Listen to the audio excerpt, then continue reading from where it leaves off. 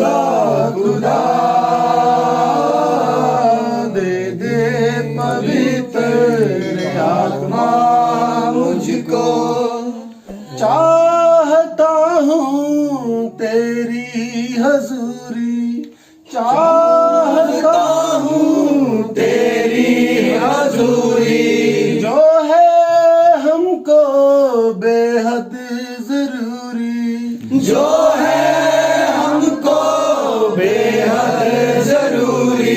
बिन तेरे चलना मैं पाऊंगा यीशु, बिन तेरे चलना मैं पाऊंगा यीशु। हाथ पकड़ के चला दे दे पवित्र आत्मा मुझको। ऐ मेरे जिंदा खुदा दे दे पवित्र आत्मा मुझको।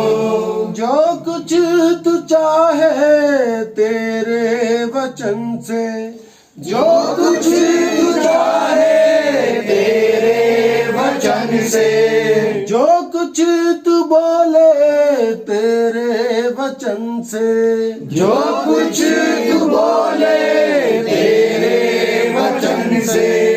भेदों को खोले तू तेरे वचन से, भेदों को खोले तू तेरे वचन से। मैं तो कुछ भी नहीं हूँ मसीहा, मैं तो कुछ भी नहीं हूँ मसीहा। तू ही मुझको बना ले, दे दे पवित्र आत्मा मुझको। ऐ मेरे जिंदा खुदा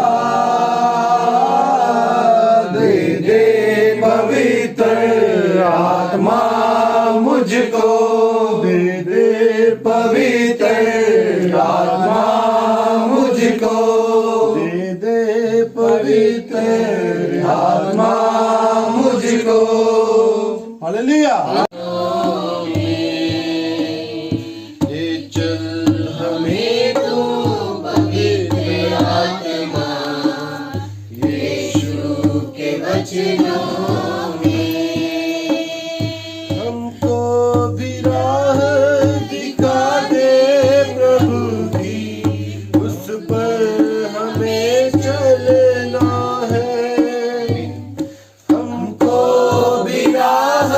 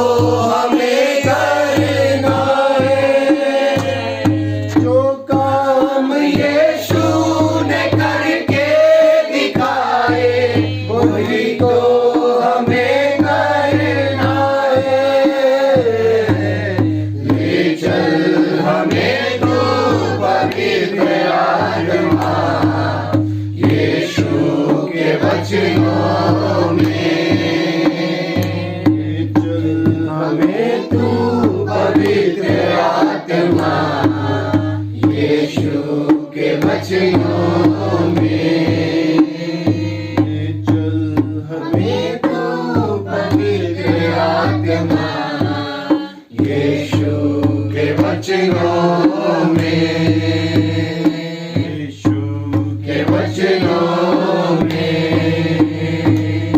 यीशु के वचनों में।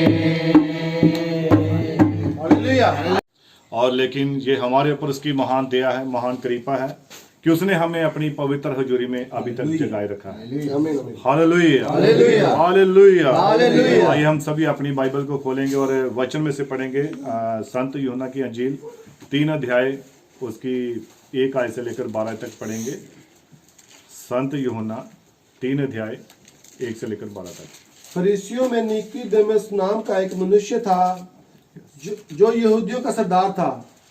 उसने रात को यीशु के पास आकर उससे कहा, हे रब्बी, हम जानते हैं कि तू परमेश्वर की ओर से गुरु होकर आया है, क्योंकि कोई इन चिन्हों को जो तू दिखाता है यदि परमेश्वर उसके साथ ना हो तो नहीं दिखा सकता। यीशु ने उसको उत्तर दिया, मैं तुझसे सच सच कहता हूँ, यदि कोई नए सिरे से ना जन्मे तो परमेश्वर का राज्य नहीं देख सकता। निकोदेमुस ने उससे कहा, मनुष्य जब बूढ़ा हो गया तो कैसे जन्म ले सकता है? क्या वह अपनी माता के गर्भ में दूसरी बार प्रवेश करके जन्म ले सकता है? यीशु ने उत्तर दिया, मैं तुझे सच सच कहता हूं, जब तक कोई मनुष्य जल और आत्मा से ना जन्मे तो वह परमेश्वर के राज्य में प्रवेश नहीं कर सकता। क्योंकि जो शरीर से जन्मा है वह शरीर है, और जो आत्मा से जन्मा है वह आत्मा है। अचंभा ना कर कि मैंने तुझसे कहा, तुझे नए सिरे से जन्म लेना अवश्य है। हवा जिधर चाहती है उधर चलती है, और तू उसका शब्द सुनता है, परंतु नहीं जानता कि वह कहां से आती और किधर को जाती है। जो कोई आत्मा से जन्मा है वह ऐसा ही है। निकोदेमुस ने उसको उत्तर दिया, ये बातें कैसे हो सकती हैं? यह सुनकर यीशु ने उससे कहा, तू इस्राएलियों का गुरु होकर भी क्या इन बातों को नहीं समझता? मैं तुझसे सच सच कहता हूँ कि हम जो जानते हैं वह कहते हैं, और जिसे हमने देखा है उसकी गवाही देते हैं, और तुम हमारी गवाही ग्रहण नहीं करते। जब मैंने तुमसे पृथ्वी की बातें कही और तुम विश्वास नहीं करते, तो यदि मैं तुमसे स्वर्ग की बातें कहूं तो फिर कैसे विश्वास करोगे? कोई स्वर्ग पर नहीं चढ़ा, केवल वही जो स्वर्ग से उतरा, अर्थात मनुष्य का पुत्र जो स्वर्ग में है। और जिस रीति से मूसा ने जंगल में सांप को ऊंचे पर चढ़ाया, उसी रीति से अवश्य है कि मनुष्य का पुत्र भी ऊंचे पर चढ़ाया जाए, ताकि जो कोई उस पर विश्वास करे वह अनंत जीवन पाए। आमीन। आइए हम सभी अपने सिरों को झुकाएंगे, आंखों को बंद करेंगे और दुआ में जाएंगे। स्वर्गीय पिता प्रभु यीशु मसीह, तेरा धन्यवाद, तेरी स्तुति और तेरी महिमा करते हैं पिता, आज के सुंदर और बढ़िया समय के लिए स्वर्गीय पिता, जो समय तूने हमें दिया कि हम तेरे पाक और पवित्र नाम को महिमा दे पिता, और होने पाए कि प्रभु तेरा पवित्र आत्मा यहाँ पर जुम्बिश करे प्रभु, हर एक हृदय को टच करे प्रभु, हर एक हृदय को छू ले प्रभु यीशु मसीह। तेरा ही धन्यवाद करता मेरे पिता, तू दया कर, कृपा कर, मदद कर, सहायता कर। इस दुआ को प्रभु यीशु मसीह के नाम से मांगते हैं, आमीन। आप सभी बैठ सकते हैं। हालेलुया। प्रभु यीशु मसीह एक बार फिर से आपको यहाँ पर इस स्थान पर होने के लिए बहुत सारी बरकत दे, बहुत सारी आशीष दे।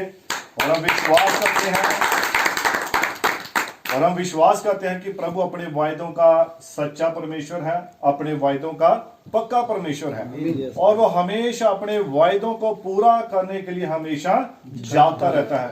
हमारा परमेश्वर यानी कि इज़राइल का परमेश्वर ना तो कभी सोता है और ना ही कभी कुंगलाता है।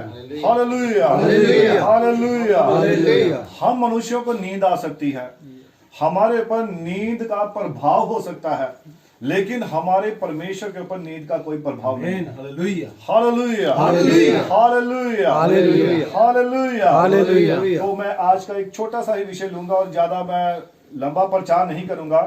और ये जो विषय है ये है भी you must be born again, तुम्हें नए सिरे से जन्म लेना आवश्यक है। Hallelujah, hallelujah. और हम वचन में देखते हैं कि प्रभु यीशु ने जब इस विषय को लिया, इस बात को लिया है कि आपको नए सिरे से जन्म लेना अति आवश्यक है। अब एक बार तो मनुष्य पैदा होता है शारीरिक तौर पर, और अकॉर्डिंग टू बाइबल के अनुसार दो प्रकार के जन्म है। पहला जन्म कौन सा है? शारीरिक है। दूसरा कौन सा है? आत्मिक जीवन है।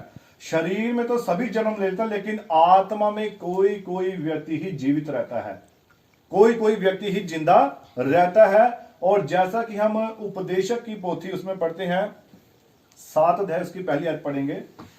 हाँ, उपदेशक समुपदेशक उसकी 7 उसकी एक पहली आयत पढ़ेंगे।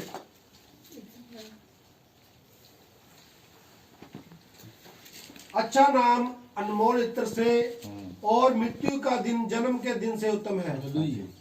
भोज के घर जाने से शोक ही के घर जाना उत्तम है, क्योंकि सब मनुष्य का अंत यही है। और जो जीवित है वह मन लगाकर इस पर सोचेगा। और जो जीवित है वह मन लगाकर इन बातों के बारे में सोचेगा। जो व्यक्ति जीवित है, जीवित मतलब जिसके अंदर खुदा का आत्मा है, जिसके अंदर पवित्र आत्मा है, वही इन बातों पर मन लगाएगा और जीवित रहेगा। Hallelujah, hallelujah. क्या कभी कोई मुर्दा व्यक्ति या सोया हुआ व्यक्ति प्रचार सुन सकता है? वचन को सुन सकता है? नहीं। लेकिन जो जागा हुआ है, जो इस वचन को सुनने के लिए तत्पर है और जिसके कान खुले हुए हैं, वही इस वचन को ग्रहण करेगा और वही व्यक्ति जीवित है। Hallelujah, hallelujah, hallelujah. और हमारे समय के नबी ने कहा कि नए जन्म की बहुत सारी व्याख्याएं दी गई हैं, और नबी ने कहा कि 900 प्रकार की जो मिशनें हैं, आज तो शायद और भी बहुत सारी हो गई हैं, लेकिन जब नबी ये संदेश प्रचार कर रहा है, वहां पर बताता है कि 900 प्रकार की जो कलीसियां हैं वो बन चुकी हैं, मिशनें बन चुकी हैं, और हर एक मिशन का अपना अपना एक क्या है, उनका एक शिक्षा है, उनका एक डॉक्ट्रीन है, और वो उसी के ऊपर स्थिर है। Hallelujah, hallelujah. लेकिन दुल्हन के पास एक ही शिक्षा है, और वो है पवित्र आत्मा की शिक्षा। और जब दुल्हन के पास ये सच्चा संदेश है और उसके पास एक ही डॉक्ट्रिन और खुदा का वचन है। Hallelujah, hallelujah, hallelujah. और यही वचनों से नए जीवन की व्याख्या देता है, यही वचनों से जगाए रखता है, यही वचनों से आत्मा में हमेशा क्या करता है? जलाए रखता है। Hallelujah, hallelujah. और सिर्फ बाइबल ही है जो ये शिक्षा देती है कि ये जो शब्द है सच्चाई के, इसके बारे में सिर्फ यीशु मसीह ने अपने चुनिंदा लोगों को, चुने हुए लोगों को इसके बारे में बताया है कि तुम्हें नए सिरे से जन्म लेना अवश्य है। आज हमें जरूरत है फिर से एक नया जन्म लेने की। आप जानते हैं कि ये नया जन्म किस प्रकार से लेते हैं? बहुत सारी लोगों की अपनी अपनी शिक्षा है। जो नया जन्म जैसे छिड़काव के द्वारा, जो अंगूरों का रस लेते हैं या पानी लेते हैं तो उसको व्यक्ति के ऊपर छिड़क देते हैं और कहते हैं भी तुम्हारा नया जन्म हो गया है। और कई बार कोई मिशन यहोवा विटनेस वाले हैं, वो जब नया जन्म देते हैं, बपतिस्मा देते हैं, तो वो झंडे के नीचे बपतिस्मा देते हैं।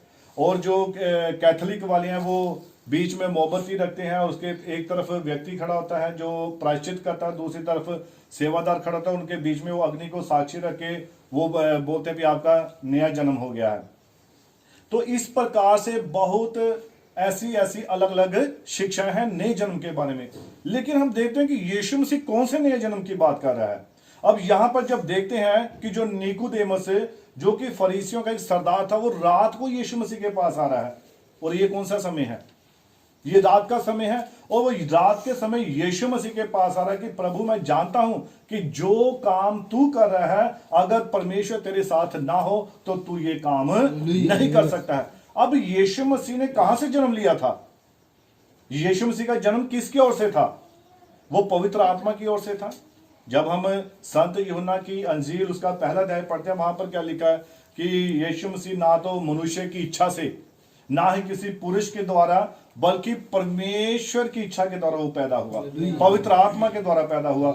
जब मरियम के पास यीशु मसीह आया और दूत आया, तो उसने क्या कहा कि तेरे ऊपर क्या करेगा? पवित्र आत्मा क्या करेगा? छाया करेगा, और तू एक पुत्र को जन्म देगी और उसका नाम क्या रखा जाएगा? यीशु मसीह। हालेलुया। यीशु मसीह का जन्म पवित्र आत्मा के द्वारा हुआ, और परमेश्वर ऐसी ही संतानों को चाहता है जो वचन के द्वारा पैदा होती हैं। Hallelujah, hallelujah, hallelujah. आज अगर हमारे अंदर वचन है तो निश्चय ही हम नया जन्म पाए हुए विश्वासी हैं। पुराने समय में हम जब देखते हैं कि जब मूसा ने लाल समुद्र में से इजरायली कौम को निकालकर बाहर लेकर आए तो उनका नया जन्म था। वो उन्होंने मिस्र की सारी बातों को छोड़ दिया, त्याग दिया था। उनके जीवन में से वो सारी बातें निकल चुकी थी, लेकिन मिस्र उनके अंदर से नहीं निकला था। नबी कहता है ये 3 प्रकार वहां पर निर्गमन थे, निकलना, प्रवेश करना, फिर वापस उसमें वचन में चले जाना।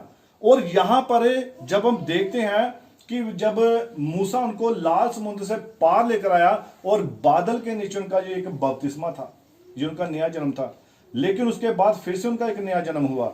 जब यहोशू उनको लेकर आया तो वहां पर फिर से उसने उनका क्या किया, खतना किया। अब जब कभी वचन से कोई व्यक्ति बाहर हो जाता है तो उसे फिर से उसी बात को दोहराना पड़ता है। जब कभी वो वचन को छोड़ देता है, वचन को त्याग देता है, तो वो अपने लिए फिर से यीशु मसीह को क्या करता है, क्रूस पे चढ़ा देता है। जब हम इफिसियों की पुस्तक में पढ़ते हैं तो जो भूमि बार बार उस पवित्र आत्मा के वरदानों को चख चुकी है, वो व्यक्ति, उसका हृदय उन सभी बातों को देख चुका है, परख चुका है, और फिर भी वो उस वचन से फिर जाता है, तो उसको नए जन्म में लाना दोबारा बहुत ही मुश्किल है, अनहोना है। Hallelujah, hallelujah, hallelujah. तो यीशु मसीह के पास जब यहाँ पर निकोदेमस आया तो उसने कहा कि प्रभु जो काम तू कर रहा है, मैं जानता हूं कि अगर परमेश्वर तेरे साथ ना हो तो तू ये काम नहीं कर सकता। पवित्र आत्मा के बगैर हम कोई भी काम नहीं कर सकते हैं। Hallelujah, hallelujah. आप जानते हैं भी, जैसा कि वचन में कहा गया कि इब्रानी की पुस्तक में पढ़ते हैं विश्राम के बारे में। विश्राम क्या है? बहुत सारे लोग यही सोचते हैं कि जो सबत का दिन है वो विश्राम का दिन है, आराम में बैठ जाना। तो अगर हम सबत की बात करते हैं, विश्राम की बात करते हैं, तो दुल्हन के लिए, खुदा के लोगों के लिए नबी कहता है अभी विश्राम बाकी है। और आप जानते हो विश्राम है क्या? वो विश्राम जो है वो पवित्र आत्मा है। जब आप उस पवित्र आत्मा को ग्रहण कर लेते हैं तब आपको वो आनंद, वो विश्राम, वो शांति वो मिलती है। तब आपको किसी भी चीज की चिंता नहीं रहती है। ये वो आपका विश्राम है। हालेलुया। अभी मत्ती की इंजील 11:28 में क्या लिखा है कि अपना सारा बोझ, अपनी सारी चिंता मुझ पर लाद दो। हालेलुया। हे सब परिश्रम करने वालों और बोझ से दबे हुए लोगों, मेरे पास हो, मैं तुम्हें क्या दूंगा? विश्राम दूंगा, आराम दूंगा। वो आराम क्या है? वो पवित्र आत्मा है। हालेलुया। और जब पवित्र आत्मा हमें मिलता है तब हमारा नया जन्म होता है। और ये पवित्र आत्मा मिलता कैसे है? जब हम प्रभु यीशु मसीह के नाम में बपतिस्मा लेते हैं, प्रेरितों के काम 2:38 में, कि अपने अपने पापों की क्षमा के लिए क्या कीजिए? प्रभु यीशु मसीह के नाम में बपतिस्मा लीजिए, तब तुम्हें क्या मिलेगा? पवित्र आत्मा मिलेगा, तुम्हारे पापों की क्षमा हो जाएगी। हमारा असली नया जन्म कब है? जब प्रभु यीशु मसीह के नाम में हमारे पाप जो है वो धुल जाते हैं, तब हमारा एक नया जन्म होता है। Hallelujah, hallelujah. लेकिन नबी एक वो और बात कहता है, नया जन्म कैसे होता है? पुरानी बातों से मरना। अगर कोई मसीह में कोई नया जन्म लिया है तो वो क्या है? वो एक नई सृष्टि है। पुरानी सारी बातें क्या हो गई हैं? बीत गई हैं। पुराना स्वभाव बीत गया है, पुरानी सारी ही बातें वो बीत गई हैं। अब वो मसीह में एक नई सृष्टि है। ये हमारा नया जन्म है कि हम अब पुरानी बातें बीतने पर हमारा स्वभाव बदल गया है। अब पहले वाली बातें नहीं रही हैं। अब हम क्या है? मसीह में एक नए शुद्ध विश्वासी बन चुके हैं। जब हम प्रभु यीशु मसीह के आत्मा को ग्रहण करते हैं, हमारा जीवन बदल जाता है, हमारी बातें बदल जाती हैं, हमारे बैठने का तरीका, देखने का तरीका, सोचने का तरीका, ये सब क्या हो जाता है? बदल जाता है। ये नया जन्म है। आज ये नहीं है कि हम पानी में से डुबकी लगा ली, और बहुत सारे लोग हैं बपतिस्मा भी ले लेते हैं, लेकिन फिर से उनका जीवन वैसा का वैसा ही रहता है। लेकिन जो एक सच्चा विश्वासी है उसका जीवन हमेशा बदला हुआ होता है। और आज जरूरत है मेरे ख्याल से कि हमें फिर से नया जन्म पाने की। बहुत सारे लोगों को नया जन्म पाने की जरूरत है क्योंकि उन्होंने यीशु मसीह के वचन को त्याग दिया है, उन्होंने वचन को एक तरफ रख दिया है। तो बाइबल में साफ तौर पे लिखा है, भजन संहिता में और नीति वचन में, कि तूने क्यों मेरी विधियों को पकड़ रखा है? छोड़ दे इनको, तुझे कोई हक नहीं है। अगर तू मेरे वचन को नहीं मानता, मेरे वचन को अपनी पीठ के पीछे फेंकता है, तो ये तेरा नया जन्म नहीं है। Hallelujah, hallelujah, hallelujah. आज लोग क्या कर रहे हैं, खुदा के वचन को वो एक तरफ रख रहे हैं और क्या कर रहे हैं, अपनी मन मर्जी को पूरा करते हैं। लेकिन जो एक विश्वासी है वो हमेशा खुदा के वचन को ही पूरा करेगा, वो इस वचन के अनुसार ही अपने जीवन को गुजारेगा। Hallelujah, hallelujah, hallelujah, hallelujah. Nicodemus ने जब उसने देखा तो यीशु ने उसको क्या कहा कि आप इसको थोड़ा पढ़िए, संत यूहन्ना की अंजील 3 उसकी 3 आयत से पढ़िए। यीशु ने उसको उत्तर दिया, हाँ जी। मैं तुझसे सच सच कहता हूँ, और यीशु मसीह ने उसको उत्तर दिया कि मैं तुझसे सच सच कहता हूँ, यदि कोई नए सिरे से ना जन्मे, यदि कोई नए सिरे से ना जन्मे तो परमेश्वर का राज्य देख नहीं सकता। तो परमेश्वर का राज्य देख नहीं सकता। अब अगर परमेश्वर के स्वर्ग राज्य में हमें प्रवेश करना है तो नया जन्म पाना अति आवश्यक है। Hallelujah, hallelujah, hallelujah, hallelujah. हाँ जी, पढ़िए थोड़ा। निकोदेमस ने उससे कहा, मनुष्य जब बूढ़ा हो गया तो कैसे जन्म ले सकता है? अब निकोदेमस ने, जो कि फरीसियों का एक सरदार था, और उसने क्या कहा कि जब मनुष्य बूढ़ा हो गया तो फिर वो कैसे दोबारा जन्म ले सकता है? हाँ जी, क्या वह अपनी माता के गर्भ में दूसरी बार प्रवेश करके जन्म क्या ले सकता वो है? अपनी माता के गर्भ में दूसरी बार जाकर प्रवेश कर फिर से जन्म ले? क्या ऐसा होगा? क्या ये नया जन्म है? हाँ जी। यीशु ने उत्तर दिया, यीशु ने उसको उत्तर दिया, मैं तुझसे सच सच कहता हूँ कि मैं तुझसे सच सच कहता हूं। यहां पर ध्यान दीजिए थोड़ा सा, यीशु मसीह यहां सच को कितनी बार बोल रहा है? 2 बार बोल रहा है कि मैं तुझे सच सच कहता हूं। यीशु मसीह का ऐसा कहने का मतलब क्या है? आप जानते हैं विश्वास कितने प्रकार का है? 2 प्रकार का, एक विश्वास है और एक सिद्ध विश्वास है। प्रेम, एक प्रेम है और एक सिद्ध प्रेम है। Hallelujah, hallelujah. यीशु मसीह अपनी बात को पक्का कर रहा है, क्योंकि यहूदियों की एक रीति थी, वो जब भी किसी बात को पूरा करते थे वो 2 या 3 गवाहों की गवाही को मानते थे, तब वो बात पक्की मानी जाती थी। तो यीशु मसीह यहां पर कह रहा है कि मैं तुमसे सच सच कहता हूं। हाँ जी, जब तक कोई मनुष्य जल और आत्मा से ना जन्मे, जब तक मनुष्य जल और आत्मा से ना जन्मे। अब बहुत सारे लोग हैं, वो प्रभु यीशु मसीह के नाम में बेशक बपतिस्मा तो ले लेते हैं, वो नया जन्म इस प्रकार से पा तो लेते हैं, लेकिन पवित्र आत्मा अभी तक उनको नहीं मिला है। अभी तक वो खाली अपने जीवन को ही गुजार रहे हैं। लेकिन नबी कहता है कि जब पवित्र आत्मा आता है तो व्यक्ति का जीवन बदल जाता है।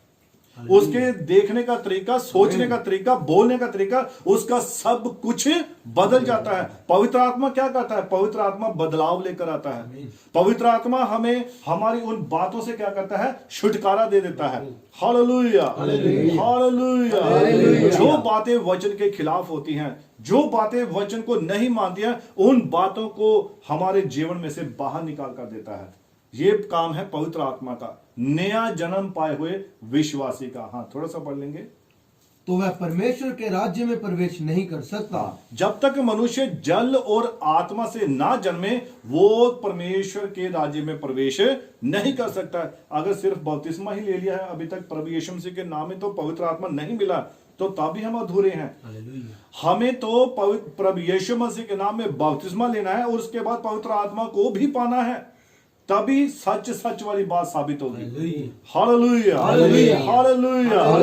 बपतिस्मा तो बहुत सारे लोगों ने ले तो लिया है, लेकिन अभी तक पवित्र आत्मा नहीं मिला है। अगर पवित्र आत्मा मिला होता तो वो कार्य प्रकट होते, फल प्रकट होते। जैसा कि गलातियां 5 उसकी 22 में पढ़ते, पवित्र आत्मा के फल क्या है? प्रेम, आनंद, शांति, धीरज, भलाई, नम्रता, संयम, धीरज, विश्वास, ये सारे क्या? ये पवित्र आत्मा के फल हैं। तो फिर ये फल प्रकट भी होने चाहिए, ये फल सामने नजर भी आने चाहिए। Hallelujah, hallelujah. हाँ जी, थोड़ा पढ़ लीजिए और। क्योंकि जो शरीर से जन्मा है, क्योंकि जो शरीर से जन्मा है वह शरीर है, वह शरीर है, और जो आत्मा से जन्मा है, और जो आत्मा से जन्मा है वह आत्मा है। वो आत्मा है। हाँ जी, अचंभा ना कर हाँ जी, कि मैंने तुझसे कहा, हाँ जी, तुझे नए सिरे से जन्म लेना अवश्य है। हाँ जी। हवा जिधर चलती है पढ़िए। उधर चलती है, हाँ जी, तो तू उसका शब्द सुनता है, हाँ जी, परंतु नहीं जानता कि वह कहां से कहाँ से आती है और किधर को जाती है। पढ़िए। जो कोई आत्मा से जन्मा है जो कोई आत्मा से जन्मा है, हाँ जी, वह ऐसा ही है। वह ऐसा ही है। लेकिन जिसने पवित्र आत्मा के द्वारा जन्म पाया है, उसका जो जीवन है वो उस हवा के समान, हवा को कोई नहीं जानता है, लेकिन हम उसको महसूस करते हैं।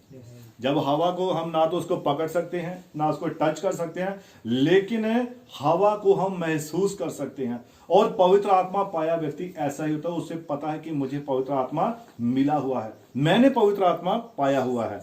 हाँ जी, थोड़ा और आगे पढ़ लीजिए। निकोदेमस ने उसको उत्तर दिया, निकोदेमुस ने उसको यहां पर फिर से उत्तर दिया, ये बातें कैसे हो सकती हैं। ये बातें कैसे हो सकती हैं। हाँ जी। ये सुनकर यीशु ने उससे कहा, अब ये सुनकर यीशु मसीह ने उस निकोदेमुस को क्या कहा, तू इजराइलियों का गुरु होकर भी क्या इन बातों को नहीं समझता। कि तू इजराइलियों का गुरु होकर भी इजराइल का गुरु होना ये कोई छोटी बात नहीं थी।